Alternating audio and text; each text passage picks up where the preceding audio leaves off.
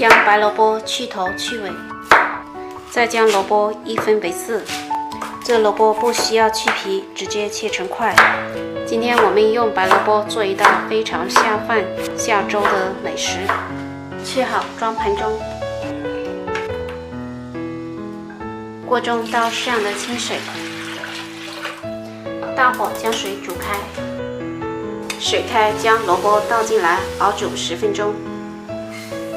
萝卜可以稍微熬久、熬烂一点，熬至萝卜变透明，感觉有点发软就可以了。捞出沥干水分，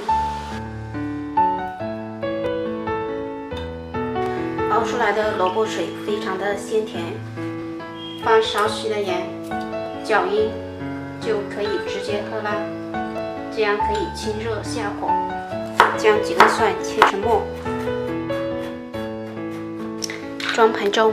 热锅放油，油温七成热，将蒜末爆香。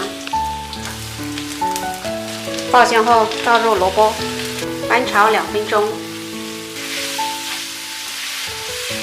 2分钟后取约2克的红旗米，用掌心按压碎。红旗米呢是天然的上色材料，而且具有倦皮消食作用。翻炒均匀，炒均匀后放适量的盐，如果用来下粥，可以稍微放咸一点。再次翻炒1分钟就可以啦。关火出锅，我们的清炒白萝卜就做好了，咸香适口，非常的开胃。早餐用来下粥非常的不错哦，喜欢的朋友可以在家试一下。